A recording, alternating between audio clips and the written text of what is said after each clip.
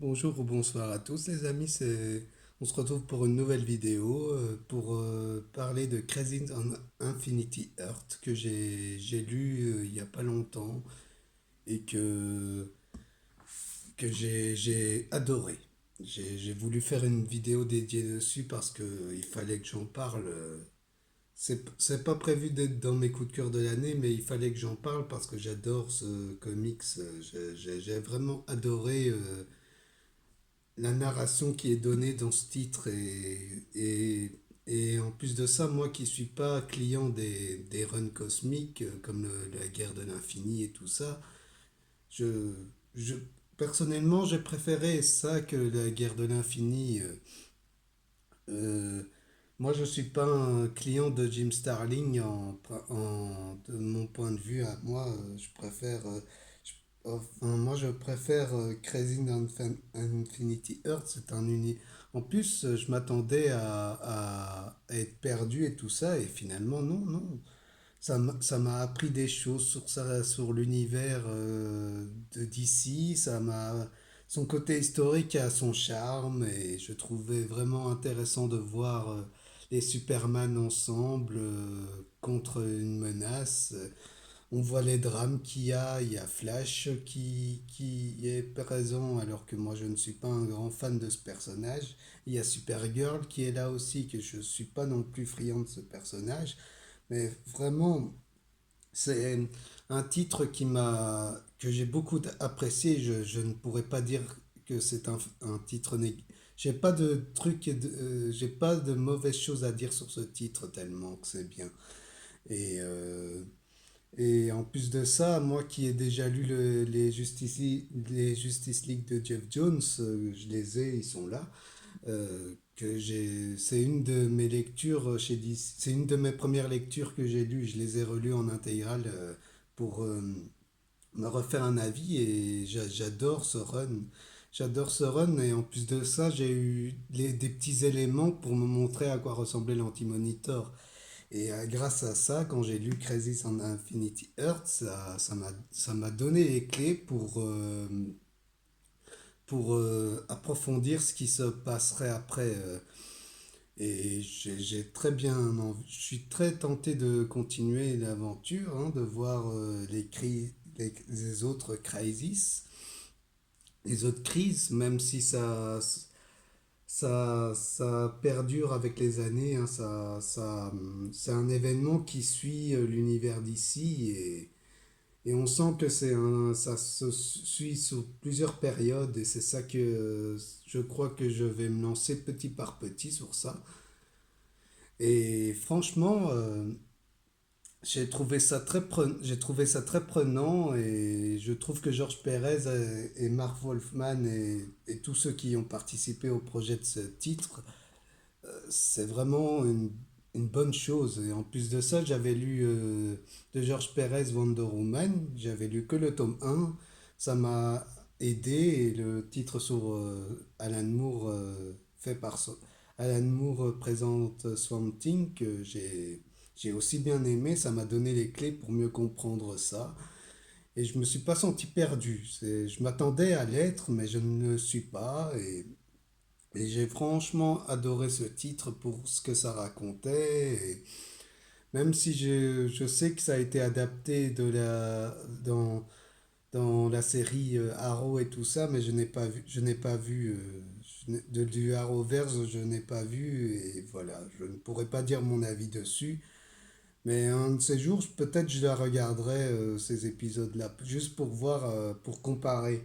Mais franchement, après, moi qui ai lu Watchmen et tout ça, j'ai appris à mieux appréhender cet univers qui est DC Comics. Et DC Comics, c'est un univers que j'aime beaucoup. Je trouve ça très riche et c'est vraiment, on sent qu'il y a de la matière dans ce qu'elle raconte et on sent que ça a été bien préparé. Il y a un côté histoire avec les personnages de DC qui est très bien travaillé. Il y a un côté ancien qui a son charme et c'est vraiment fou de ce que ça raconte et c'est vraiment très bien. C'est ça que j'aime bien chez DC Comics. Ça a un côté ancien qui est bien mis en valeur, ils appuient bien dessus, mais c'est pour te faire comprendre que ça fait longtemps qu'ils ont travaillé dessus, ça fait longtemps que cet univers cherche à être riche et tout ça, et c'est ça qui est bien chez DC Comics, c'est ça que j'aime bien voir chez DC. Et après, voilà, Crazy Infinity Earth, c'est un titre que je conseillerais fortement, même si il faut avoir lu plusieurs comics avant pour, euh, pour mieux comprendre l'univers du comics, mais ça t'apprend à... ça a un côté cosmique intéressant, et c'est ça qui est intéressant à voir, je trouve, dans Crazy Infinity Earth. Et franchement, c'est un titre que je peux que conseiller. Il faut juste s'accrocher, il faut s'adapter aux dessins qui sont vieillots, mais moi maintenant je commence à être un vieux lecteur maintenant depuis. Et moi, maintenant, j'aime bien lire ce qui est ancien, j'aime bien m'intéresser à ce qui se passe. Ah tiens, on pourrait parler de ce que... Moi, ce que j'aime, hein, je pourrais parler de ce que j'aime dans l'actualité, de ce que j'aime bien lire. Comme vous voyez, moi, j'en parle souvent, hein, je parle des intégrales et tout ça, Marvel. Je m'intéresse à ça parce que le côté historique des personnages, j'aime bien voir, même les personnages de second couteau, j'aime bien voir ça. C'est ce qui est intéressant à voir dans les comics, je trouve, comme Khazar et tout ça.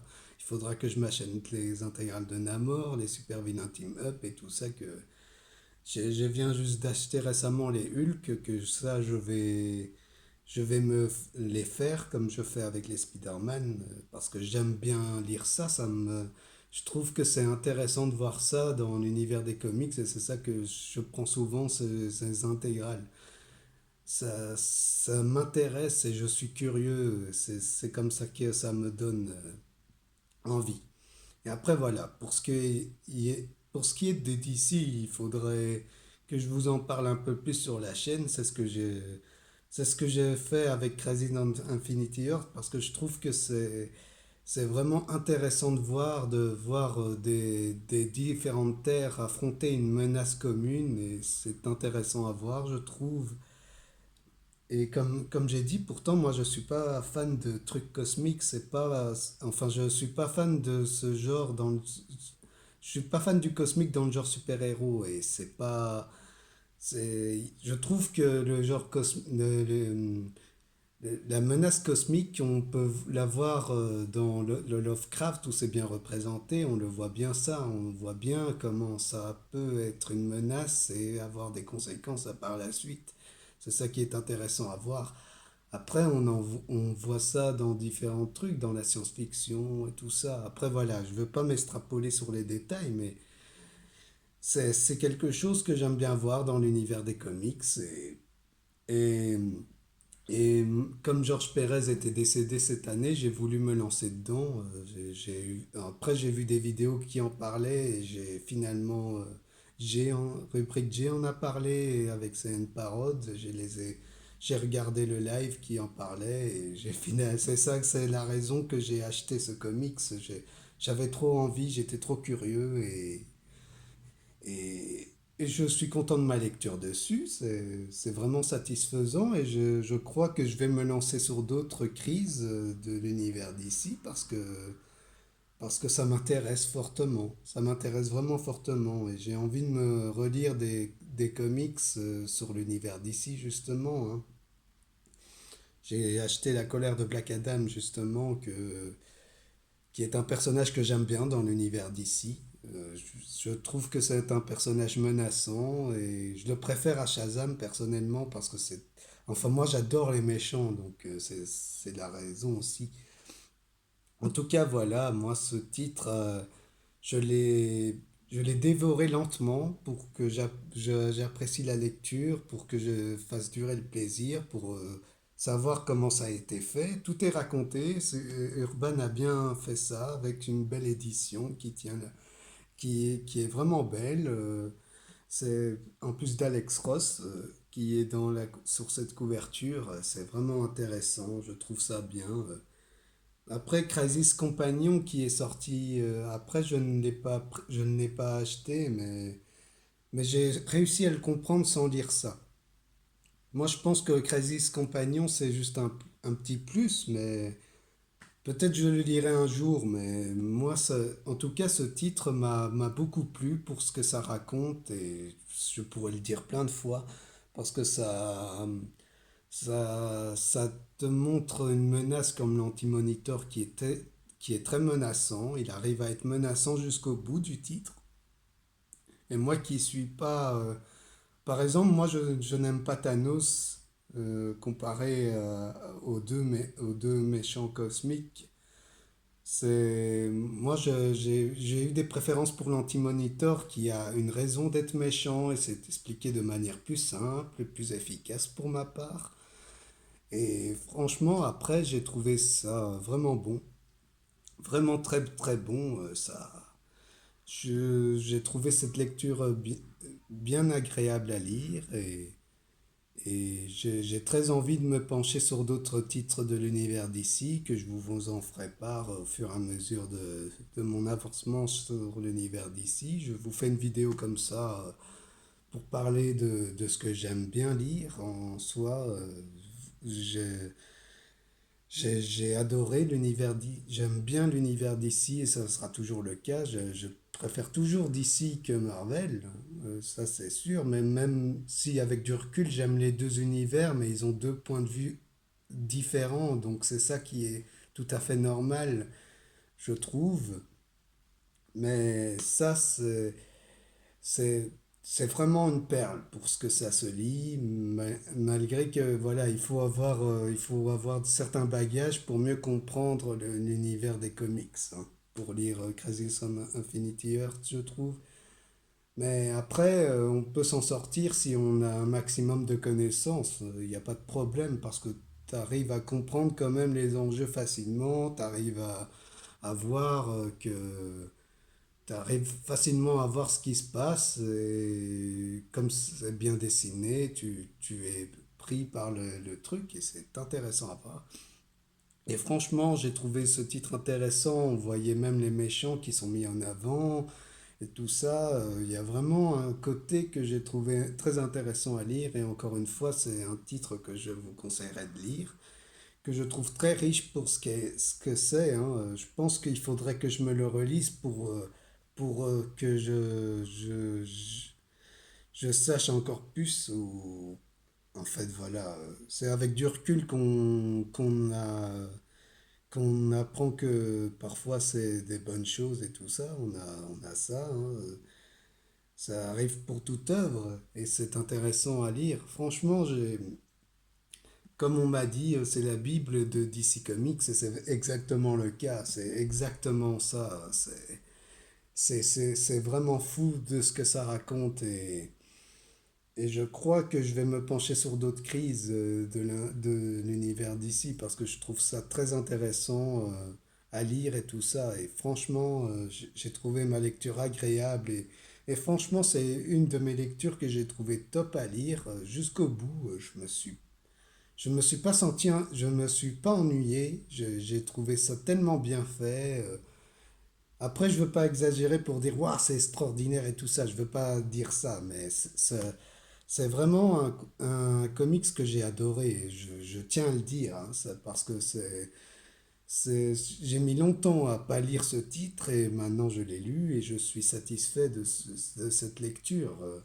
Alors que moi, à la base, je vais me répéter, moi je n'aime pas trop l'univers cosmique dans le genre super-héros et ça m'a vraiment plu pour ce que ça raconte. Et voilà, c'est juste ça que je voulais dire et je vais terminer la vidéo dessus parce que je pense que j'ai tout dit.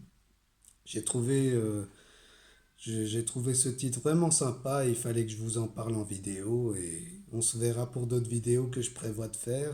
Il y a le Morbius qui est prévu, tout est préparé là.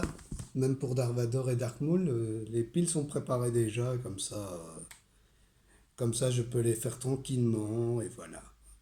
Ça, vous en faites pas, je fais les vidéos petit par petit, même si moi j'écris mes univers et tout ça en même temps, j'écris mes histoires et tout ça sur Facebook. Je les publie sur Facebook et tout ça. je suis à fond dedans ces derniers temps et c'est ça que et je suis souvent dans live chez Deviant ou vous savez, hein, vous pouvez venir me parler au cas où, hein, je suis ouvert. Et voilà, il fallait que je vous fasse une vidéo dessus parce que j'aime trop ce titre et il fallait que je vous en parle et je trouve ce titre tellement riche, vraiment pour ce que ça raconte et j'espère avoir fait une bonne vidéo dessus parce que c'est le but de cette vidéo. Je voulais vraiment montrer que j'adore ce titre.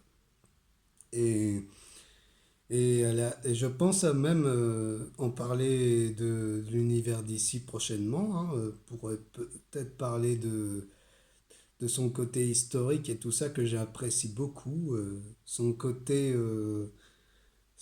histoire, son côté méta qui arrive à très bien être transcrit par certains auteurs, comme on voyait avec Alan Moore et tout ça. Et franchement, j'ai vraiment bien aimé. Je vous souhaite vraiment une bonne soirée ou une bonne journée. Ça dépend de quand vous regardez cette vidéo. En tout cas, ça a été un plaisir de vous partager cette vidéo avec vous. Il fallait que je vous en parle parce que c'est un comics vraiment que j'ai adoré et j'ai vraiment pas trop, j'ai pas vraiment j'ai de choses négatives à dire sur ce titre parce que je trouve que le titre s'en sort bien pour ce que ça raconte et franchement, je vous le conseille. En tout cas, on se verra pour une prochaine vidéo.